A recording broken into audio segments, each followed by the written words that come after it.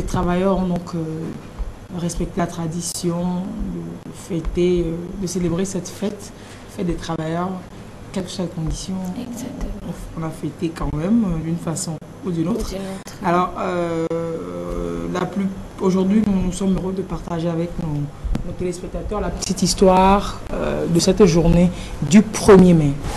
Ce qu'il faut savoir, c'est qu'à l'origine, cette fête, c'était une journée annuelle de revendication et de grève pour obtenir la réduction du temps de travail. Et il faut dire que les ouvriers ont payé parfois cela à un prix très fort. Et nous devons donc cette journée aux ouvriers américains de Chicago. Et il faut dire qu'en mai 1886, un mouvement revendicatif pour obtenir des patrons une journée de 8 heures de travail a été lancé par les syndicats américains et c'était un samedi 1er mai. Et c'était pas choisi au hasard. Parce que c'était le jour où beaucoup d'entreprises américaines entament leur année comptable. Et c'est ce jour-là aussi que les contrats arrivent à leur terme. Donc, le 1er mai. Le 1er mai. Ah, ok. Donc c'était choisi à dessein. À dessein, exactement. Et donc cette grève-là a été suivie par environ 400 000 salariés. Et la grève s'est prolongée et cela a paralysé beaucoup d'usines en ce moment-là et le ton est monté dans le monde du travail. Et le 4 mai, précisément, lors d'une manifestation encore, puisque la grève s'est prolongée, le 4 mai, là, il y a eu affrontement entre les ouvriers et les patrons. Dans l'histoire le bras de fer entre ouvriers et patrons, là. C'est pas, ça date pas d'hier. Et une bombe a été jetée sur les policiers qui ripostaient. Et donc le bilan a fait une dizaine de morts et des blessés, bien sûr, dont 7 policiers morts. Une dizaine de morts, dont 7 policiers. Exactement. Et donc c'est 5 syndicalistes anarchiques aussi avaient été condamnés à mort. Suite donc à cet événement-là. À cette revendication-là. Et donc l'histoire raconte que sur une stèle au cimetière de Waldheim à Chicago, il y a eu une phrase d'un de ces condamnés-là qui a été bûché par cœur d'ailleurs. Donc je vous cite donc cette phrase: le jour viendra où notre silence sera plus puissant que les voix que vous étranglez aujourd'hui. C'est très beau. Le jour viendra où notre silence sera plus fort que les voix que vous étranglez aujourd'hui. Donc, parole d'un condamné à mort suite donc aux incidents juste parce qu'il voulait une journée de travail de 8 heures. Donc c'est des mots, oui, c'est vrai, récités par l'Internationale socialiste aujourd'hui. Bûché par cœur, oui.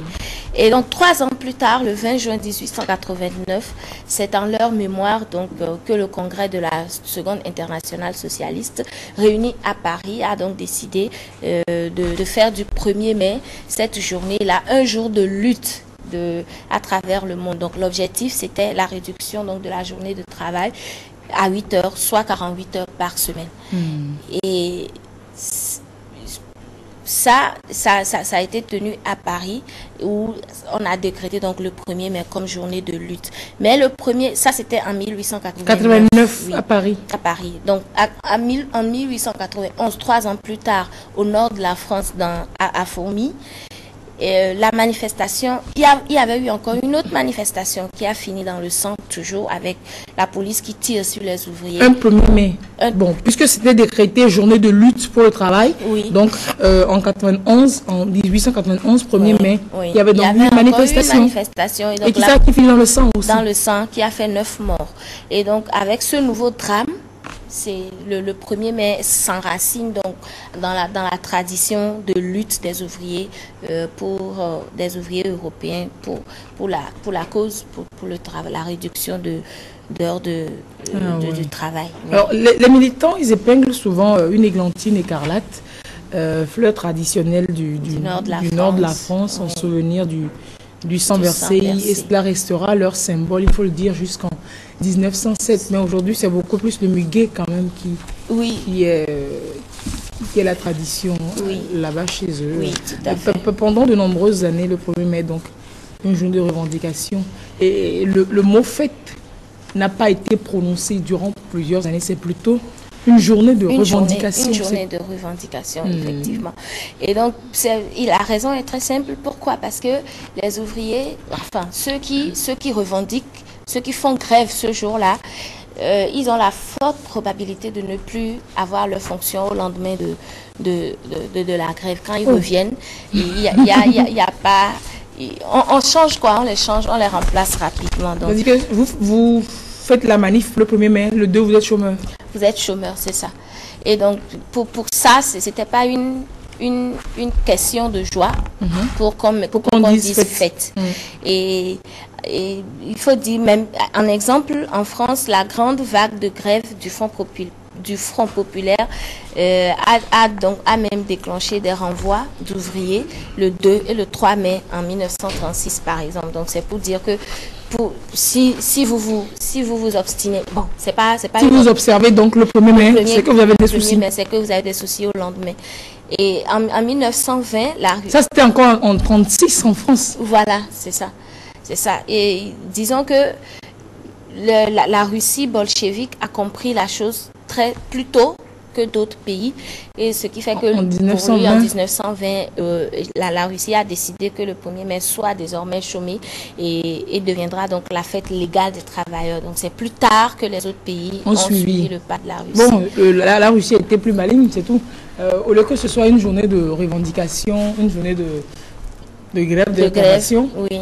Ils ont plutôt préféré détourner ça comme une fête légale des travailleurs. Là au moins on fête et puis on oublie. On oublie. Bon, pas qu'on oublie, on soumet toujours un cahier de doléances à l'autorité. Et donc puisque la revendication encore qui s'est faite en 1936 plus tard, avec le licenciement des ouvriers en France, mais cette revendication-là a été, disons, la goutte d'eau qui a fait déborder le vase. Pour prendre la conscience que vraiment il faut que cette fête, enfin ce jour soit vraiment marqué. Il faut que les revendications des ouvriers puissent trouver solution, puissent trouver réponse. Et donc c'est au 1er mai donc de 3 ans plus tard que nous avons, enfin, les ouvriers ont eu gain de cause. Voilà. Avec donc la semaine de 40 heures, les premières semaines de congés payés et la reconnaissance du droit syndical. Voilà. Par la lutte en France. Alors, ce n'est qu'en 1941, on le sait aussi, sous l'occupation nazie en France, que le maréchal Pétain décrète le 1er mai comme fête du travail et de la concorde sociale. Exactement. En 1941. Exactement. En 1941, donc à partir donc de cette année-là. En pleine guerre. Pleine deuxième guerre mondiale, oui. Donc à partir de cette année-là, l'expression fête de travail remplace la fête des travailleurs et elle deviendra, donc cette fête-là ou bien cette journée-là deviendra fériée 6 ans plus tard et qui se caractérise, quand c'est férié, ça se caractérise par une interdiction légale de travail et sans réduction de salaire et sans peine, enfin, et sans peur d'être envoyé le lendemain. Donc, mais disons la fête du travail est restée donc dans la tradition, dans nos coutumes et non une appellation officielle. C'est pas l'appellation officielle, ça. C'est parce que c'est la coutume. C'est la coutume que disons fête du travail.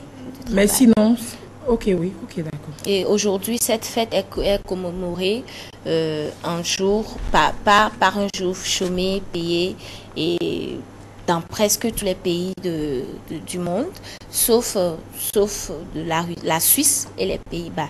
Le problème, c'est pas férié. Non. Pourquoi? C'est pas le problème. Est-ce qu'ils ont une autre fête pour les travailleurs? J'avoue que voilà. On n'a pas cherché. Mais le 1er mai en Suisse et aux Pays-Bas, c'est pas une journée chômée, payée, fériée pour les travailleurs, etc. Non, même pas. Et le 1er mai est chômé, payé dans beaucoup de pays en Afrique du Sud, en Amérique latine, en Russie. Mais au Japon, il y a dans certains pays, la fête du travail ou bien la fête des travailleurs n'est pas forcément le 1er mai. Comme au Japon où c'est fêté le 23 novembre. Et ce qui est marrant, c'est qu'aux États-Unis, où la lutte est partie, cette fête-là n'est pas fêtée le 1er mai, plutôt en septembre. Le premier lundi de septembre, le Labor Day. Voilà, le premier lundi du mois de septembre. Voilà, certainement en lien avec une autre répression. C'est sûr, d'autres épisodes de répression des ouvriers, c'est sûr que c'est là que ça reste effectivement. Et puis au Royaume-Uni également, c'est pas le 1er mai que ça se fête, mais c'est le premier lundi. Le premier lundi de mai. Oui. Au Royaume-Uni, le premier lundi de mai. Donc disons que après-demain, quoi. Après-demain, ça sera leur fête. Ah oui, c'est lundi prochain que sera le 1er mai au Royaume-Uni. Oui. Mais les Suisses et les Néerlandais, il n'y a pas de fête pour vous, hein? C'est sûr qu'ils ont une autre fête. On cherchera. C'est sûr qu'ils ont une autre fête. Mais super, la petite histoire du 1er mai. J'espère que vous avez bien fêté votre fête hier. Oui, la TVT a organisé une très très belle fête en son enceinte, comme chaque année d'ailleurs. Radio Lom également a fait une superbe fête à ses agents. Et voilà, 1er mai. Et puis c'est beaucoup plus aussi la confraternité. Vous quittez votre service, vous passez chez d'autres collègues ou alors dans d'autres services. C'est cette interpénétration de travailleurs qui ressort cette symbiose. Vous y allez fort ce matin.